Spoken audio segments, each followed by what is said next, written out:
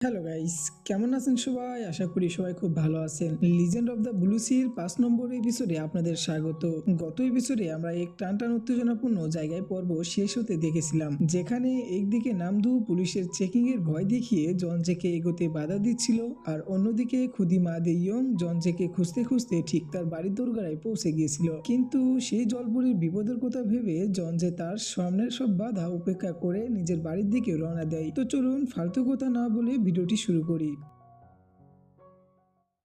এপিসোডের শুরুতে আমাদের নিয়ে যাওয়া হয় সেই পুরনো দিনের ড্রামাটিক সিনে, যেখানে লর্ড ইয়ং এর গুন্ডারা সেই নিরীহ জলপুরের উপর নিষ্ঠুরভাবে হামলা চালাতে যাচ্ছিল। কিন্তু ঠিক মোক্ষম সময়ে মেয়র সাহেব অর্থাৎ জঞ্জের অতীত রূপ সেখানে দেবদূতের মতো হাজির হয় এবং তাকে উদ্ধার করার জন্য গুন্ডাদের সাথে বেশ কিছুক্ষণ লড়াই করে এবং সুযোগ বুঝে জলপুরীকে নিয়ে ওখান থেকে নিরাপদে পালিয়ে যায়। তারা ওখান থেকে চলে যাওয়ার ঠিক পরেই ইয়ং এর এক বিশ্বস্ত লোক এই দৃশ্যটা আড়াল থেকে দেখে ফেলে। সে আর দেরি না করে সাথে সাথে চলে যায় লর্ড ইয়ং এর কাছে। সেখানে গিয়ে তাকে সব খবর দেয়। খবরটা শোনা মাত্র ইয়ং খুশিতে একদম ডগমগ হয়ে ওঠে এবং সে পরবর্তী শয়তানি চাল চালার জন্য প্ল্যান বানাতে বসে যায়।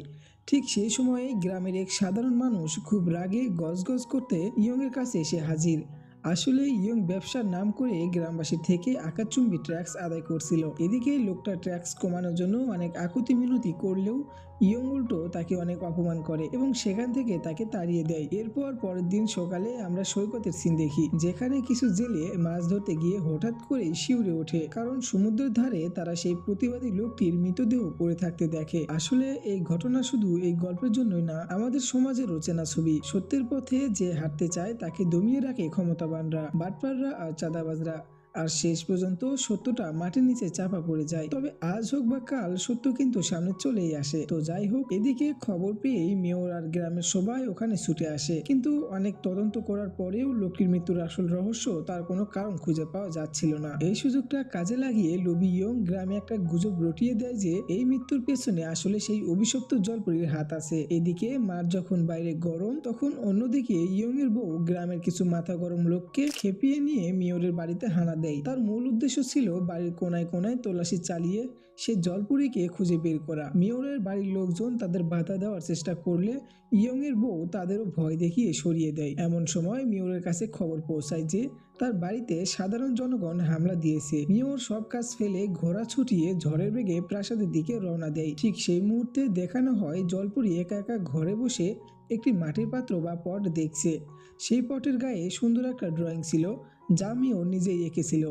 বলে রাখি, এটি সে একই পাত্র যা বর্তমানে শিয়া তার ল্যাবে রিসার্চ করছে। এরপর একই সাথে কয়েকটি রোমহর্ষক দৃশ্য চলতে থাকে। একদিকে অতীতের মেয়র ঝড়ের গতিতে বাড়িতে ফিরছে আর গ্রামবাসীরা জলপুরের দিকে এগোচ্ছে, অন্যদিকে বর্তমানে মাদে ইয়ং যখন জলপুরের কাছে পৌঁছে গেছে তখন জঞ্জে পুলিশকে ফাঁকি দিয়ে গাড়ি ছুটিয়ে বাড়ির দিকে আসছে। এই সিরিজ অতীত আর বর্তমানকে মিলিয়ে তৈরি করা হয়েছে, তাই হয়তো একটু গুজামিল লাগতে পারে, তবে আমি আমার দিক দিয়ে সর্বোচ্চ চেষ্টা করব আপনাদেরকে সহজ করে বোঝানোর। তো এদিকে বর্তমানে মাদি ইয়ং যখন সিমচংকে একা দেখে তাকে ভেতরে যাওয়ার জন্য বারবার জোরাজুরি করছিল, ঠিক তখনই হিরোর মতো জঞ্জে সেখানে এন্ট্রি নেয়। জঞ্জে লোকটির কাছে তার আইডি কার্ড দেখতে চায়, কিন্তু মাদি ইয়ং আইডি দেখাতে না পারায় জঞ্জে বুঝে যায় যে সে কোনো পুলিশ অফিসার নয়। ঠিক তখনই আসল পুলিশ তার পিছু করতে করতে ওখানেও চলে আসে, যেটা দেখে মাদে ইয়ং সুযোগ বুঝে সেখান থেকে চম্পট দেয়। এদিকে জঞ্জে পুলিশকে বলে লোকটিকে ধরতে, কিন্তু পুলিশ জঞ্জেকে আটকে দেয়, কারণ সে চেক পয়েন্ট ভেঙে পালিয়েছে। এদিকে পুলিশের হেড জঞ্জেকে দেখে কিছুটা সন্দিহান হয়ে পড়েন। তার মনে হচ্ছিল তিনি জঞ্জেকে আগে কোথাও দেখেছেন, কিন্তু তিনি কিছু বুঝে ওঠার আগে এক অফিসার জানায় যে মাদে ইয়ংকে কাছাকাছি কোথাও একটা দেখা গেছে। খবর পেয়ে পুলিশ প্রধান দলবল নিয়ে ওদিকে ছুটে যায়, কিন্তু আসলে পুরোটাই ছিল নামদুর চাল। জঞ্জেকে পুলিশের হাত থেকে বাঁচাতে নামদু নিজেই পুলিশকে একটা প্র্যাঙ্ক কল করে ভুয়া খবর দিয়েছিল। এই বুদ্ধির জোরে জঞ্জে বেঁচে যায় এবং সিমচংকে নিয়ে নিরাপদে ঘরের ভেতর ঢোকে। এদিকে ঘরের ভেতর ঢুকে জঞ্জে প্রচন্ড রেগে গিয়ে সিমচংকে বকাবকি শুরু করে। তার কথা ছিল সে কেন অপরিচিত কারোর জন্য দরজা খুলে দিচ্ছিল, কিন্তু সিনচং ওইসব বকুনির কোনো পাত্তাই দেয় না। সে উল্টো টিভিতে দেখা সিরিয়ালের চরিত্রগুলোকে বাইরে ডাকার জন্য বায়না ধরে। জঞ্জে নিজের বিরক্তি ঢাকতে নামদুকে ফোন করে সিনচংকে একটা ইমোশনাল নাটকে জড়িয়ে ফেলে। সে শর্ত দেয় যে স্পেনে তার সাথে ঠিক কি কি ঘটেছিল সবটা খুলে বললে তবে সে সিরিয়ালের লোকদের ডাকবে। কিন্তু শিনচং সব শুনেও চুপ করে থাকে। জঞ্জে তখন হুমকি দেয় যে কালকের মধ্যে সব না বললে তাকে সে বাড়ি থেকে বের করে দেবে। এরপর শিন শিফট হয় শহীদ দিকে, যে আসলে জঞ্জের সৎ মা। সে গোপনে মা দি ইয়ং এর সাথে ফোনে কথা বলছিল আর জঞ্জের বাড়ির ঠিকানাটা চাইছিল, কিন্তু তার ছেলে আড়ালে দাঁড়িয়ে এসব ভয়ঙ্কর কথা শুনে ফেলে। মা ঠিকানা নেওয়ার আগেই ছেলেটি হুট করে সামনে এসে মার কাছে বায়না ধরে যে তার জন্য কিছু রান্না করে দিতে। মা রান্না করে যেতে সে মা দি ইয়ং এর পাঠানো মেসেজগুলো পড়ে নেয় এবং চালাকি করে মায়ের ফোনটা পানির বালতিতে ফেলে নষ্ট করে দেয়। সে এসব ইচ্ছে করে করেছিল যাতে তার মা তার বড় ভাইয়ের কোনো ক্ষতি করতে না পারে। ওদিকে নিজের রুমে ফিরে জঞ্জে হঠাৎ করে ভড়কে যায়, কারণ শিনচং এক কোনায় দাঁড়িয়ে ভূতের মতো পলকহীন চোখে তার দিকে তাকিয়েছিল। জঞ্জে তাকে তাড়াতাড়ি ঘুমানোর জন্য তাড়া দেয়, কিন্তু শিনচং যখন রুম থেকে নিচে নামার চেষ্টা করে জঞ্জে তাকে কড়া ধমক দিয়ে বলে যে যদি সে নিচে পা রাখে তবে এখনই তাকে বাড়ি থেকে তাড়ানো হবে। শিনচং ভয় পেয়ে সুর করে আবার উপরে চলে যায় এবং বিছানায় গিয়ে চুপচাপ শুয়ে পড়ে। পরের দিন সকালে শিয়া অনেক আশা নিয়ে জঞ্জের সাথে দেখা করতে বাড়িতে আসে, কিন্তু ঘরের দরজায় দাঁড়িয়ে শিনচং পাহাড়ের মতো অটল হয়ে থাকে। সে কিছুতেই দরজা খুলতে চায় না। অপরদিকে শিয়া জোর করে ভেতরে ঢোকার চেষ্টা করলে শিনচং তাকে একটা জোচ্ছয় ধাক্কা দিয়ে নিচে ফেলে দেয়। ঘরের ভেতরে যাওয়ার পর শিয়া জঞ্জের খবর জানতে চাইলে শিনচং তাকে জ্বালানোর জন্য বলে যে আমি আর জঞ্জের বাড়িতে একাই ছিলাম, আর কেউই ছিল না।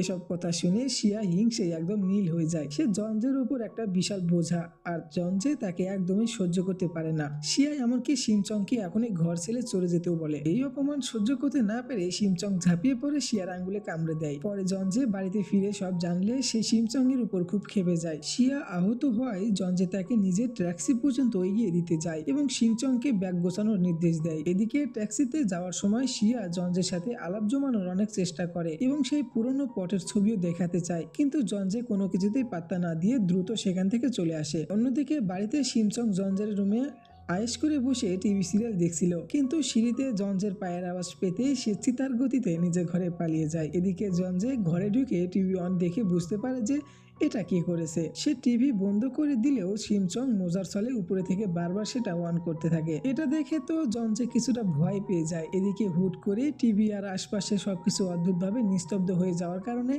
শিনচং আবারও টিভি অন করার শত চেষ্টা করে, কিন্তু কোনো আওয়াজই আর আসে না। যার কারণে জঞ্জেকে খুঁজতে খুঁজতে সে বাইরে চলে আসে। সেখানে এসে দেখে জঞ্জে রান্নাঘরে খুব মন দিয়ে কিছু একটা সুস্বাদু খাবার তৈরি করছে। জঞ্জে প্রথমে শিনচংকে পরম যত্নে খেতে দেয়, আর এরপর তার হাতে ধরিয়ে দেয় একটা নতুন চকচকে ফোন, যা সে শুধুমাত্র শিনচং এর জন্যই কিনে এনেছিল। জঞ্জে শুধু ফোন দিয়ে ক্লান্ত হয়নি, সে শিনচংকে ধরে ধরে ফোন চালানো শেখাতে শুরু করে, যাতে করে কোনো বিপদে পড়লে সে চট করে জঞ্জেকে কল করতে পারে। ফোন চালানো শেখানো শেষ হতেই জঞ্জে গম্ভীর মুখে শিনচংকে বলে দেয় যে যদি তার কাছে জমানো কোনো কথা বা স্পেনের কাহিনীর বলার থাকে তবে সে এই বাড়িতে থাকতে পারে, আর যদি না থাকে তাহলে সে এখনই এ বাড়ি থেকে বের হয়ে যেতে পারে। শিনচং নিরুপায় হয়ে যাওয়ার আগে জঞ্জের কাছ থেকে একটা প্রমিস চেয়ে নেয়। সে বলে সে চলে যাওয়ার পর যেন জঞ্জে বছরের প্রথম তুষারপাতের আগে তার সাথে দেখা করার চেষ্টা না করে। শিনচং তাকে একটা নির্দিষ্ট দিনে প্রথম তুষারপাত দেখার জন্য দেখা করতে বলে। জঞ্জে প্রথমে গুম মেরে না করলেও পরে শিনচংকে জানায় যে ওই দিন সে একটা ভীষণ ইম্পর্টেন্ট কথা তাকে বলবে। এই কথা শুনে জঞ্জে রাজি হয়, আর শিনচং শেষমেশ মন খারাপ করে বাড়ি থেকে বিদায় নেয়। জঞ্জে মুখে এমন ভাব দেখায় যেন শিনচং চলে যাওয়ায় তার কিচ্ছু যায় আসে না, কিন্তু আড়ালে গিয়ে সে উদ্গ্রীব হয়ে নিজের ফোন চেক করতে থাকে। আসলে সে শিনচং এর ফোনে আগে থেকে একটা জিপিএস ট্র্যাকার লাগিয়ে রেখেছিল, যাতে সে কোথায় যাচ্ছে সব জানতে পারে। অন্যদিকে শিনচং এর করুণ দশা দেখানো হয়, যেখানে সে রাস্তার এক বড় ফিশ ট্যাঙ্কের মাছদের কাছে গিয়ে নিজের দুঃখের ঝুলি খুলে বসে। সে মাছদের বলে যে ছেলেটার জন্য সে সমুদ্রের অতল থেকে এত দূর হেঁটে এসেছে সে তাকেই আজ বাড়ি থেকে তাড়িয়ে দিল। এরপর দৃশ্য বদলায় জঞ্জের দিকে, যেখানে নামদু তাকে শিনচং এর কথা জিজ্ঞেস করে এবং নানা রকমের বিপদের ভয় দেখাতে শুরু করে। নামদু একটার পর একটা ভয়ের আর্টিকেল রেডি করে জঞ্জের ওপর মানসিক চাপ বাড়াতে থাকে। নামদুর কোথায় জঞ্জে আর স্থির থাকতে পারে না। সে চুপি চুপি ট্র্যাকার চেক করে দেখে যে শিনচং অলরেডি গ্যাংনাম এলাকায় পৌঁছে গেছে। এটা দেখা মাত্রই জঞ্জের আর সই ছিল না। সে জলদি তৈরি হয়ে ওদিকেই রওনা দেয়। নামদু তাকে পরে টার্গেটের কথা বলার চেষ্টা করলেও জঞ্জের এক কান দিয়ে শুনে আর অন্য কান দিয়ে বের করে দেয়। তারপর সোজা বেরিয়ে পড়ে। অগত্যা নামদু তেহুকে নিয়ে তাদের নতুন শিকার জিনজুর কথা আলোচনা করতে থাকে। এই জিনজু মহিলাটি আসলে এতই ধনী ছিল যে সে তার আদরের কুকুরের পেছনে মাসে লাখ লাখ টাকা উড়িয়ে দেয়। জিনজু তার কুকুরকে নিয়ে এক পেট শপে যায়, কিন্তু ওখানকার কর্মচারীরা ভুল করে তার সাথে থাকা কাজের মেয়ে ইউরানকেই কুকুরের মালিকের মনে করে বসে। এই সামান্য ঘটনায় জিনজু ইগোতে মারাত্মক আঘাত পায়। সে বাড়ি ফিরে রাগে অগ্নিশর্মা হয়ে তার সব দামি জামা কাপড় বাইরে ছুঁড়ে ফেলতে বলে। এমনকি জঞ্জের মা ইউরান তাকে বোঝাতে গেলে জিনজু তাকেও যাচ্ছে তাই বলে অপমান করে এবং ঘর থেকে বেরিয়ে যেতে বলে। ইউরান যখন ব্যাগ গুছিয়ে বাইরে বেরিয়ে আসছে, তখনই শহীদ সেখানে জিনজুর সাথে দেখা করতে পৌঁছায়।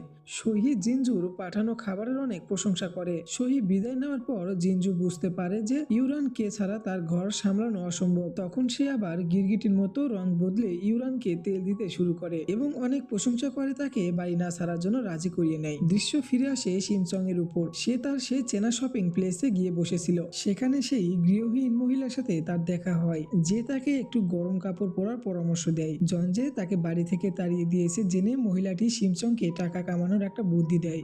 বুদ্ধিটা ছিল রাস্তায় রাস্তায় লিফলেট বিলি করা। মহিলাটি তাকে একটু ট্রেনিং দিয়ে একটা অজুহাত দেখিয়ে ওখান থেকে কেটে পড়ে। শিমচং খুব উৎসাহ নিয়ে কাজ শুরু করলেও সে লিফলেট বিলি করার বদলে রাগের চোখে তাকিয়ে উল্টো মানুষকে ভয় দেখাতে থাকে।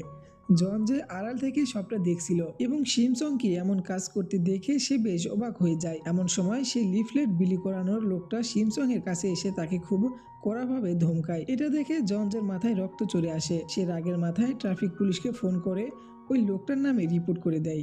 শিমচং লিফলেট দেওয়ার অনেক চেষ্টা করলেও কেউ তার হাত থেকে ওইগুলো নিচ্ছিল না। হঠাৎ তখনই দেখা যায় কিছু স্কুল ছাত্র এসে শিমচং এর হাত থেকে অনেকগুলো লিফলেট নিয়ে যায়। একটু পরে যখন শিমচং এর প্রচন্ড শীত আর খিদে পায়, তখন এক অজানা মহিলা এসে তাকে একটা সুন্দর স্কার্ফ আর গরম কাপড় দিয়ে যায়। আসলে এই সব কিছুর পেছনে ছিল জঞ্জে।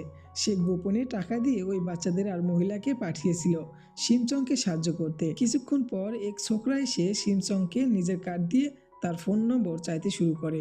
শিমচং নম্বর দিতেই যাচ্ছিল, এমন সময় জঞ্জে সরাসরি তাকে কল করে কড়াভাবে বারণ করে দেয় যেন সে কাউকে নাম্বার না দেয়। এই লুকোচুরি খেলতে গিয়ে শিমচং হঠাৎ করে আড়ালে থাকা জঞ্জেকে দেখে ফেলে। তাকে দেখে শিমচং এর মুখে হাসি ফোটে, কিন্তু জঞ্জে ধরা পড়ে যাওয়ার ভয়ে উল্টো শিমচংকে ধমক দিয়ে বলে যে সে কি তাকে পিছু করছে। জঞ্জে যখন চলে যাচ্ছিল, শিমচং তার কানের কাছে এসে ফিসফিস করে বলে যে সে অনেক অনেক টাকা ইনকাম করবে এবং সব টাকা সে জঞ্জেকে দিয়ে দিবে। এই বলে সে আবার নিজের কাজে মন দেয়। এবার দৃশ্য বদলায় জঞ্জের বাবার দিকে। তার সৎ ছেলে শিহুন বাবার কাছে জঞ্জের কথা জিজ্ঞেস করে এবং তাকে খুঁজে দেওয়ার জন্য সাহায্যের হাত বাড়িয়ে দেয়। চিহুন সতর্ক করে দেয় যে জঞ্জেকে খোঁজার কোনো কথা যেন তার মায়ের সহি কানে না যায়। এদিকে রাত গভীর হয়।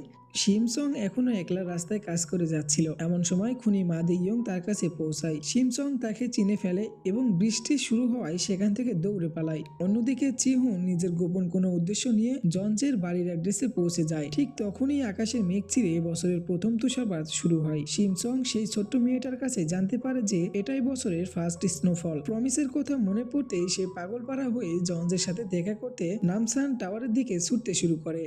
জঞ্জেও জিপিএস ট্র্যাকার দেখে বুঝতে পারে শিমচং টাওয়ারের দিকে যাচ্ছে, তাই সেও নিজের গাড়ি নিয়ে ওদিকে রওনা দেয়। শিমচং যখন টাওয়ারের একদম কাছে পৌঁছে গেছে, তখন জঞ্জেও তার গাড়ি নিয়ে ওখানেই ছিল। কিন্তু এক মর্মান্তিক দৃশ্য আমাদের সামনে চলে আসে।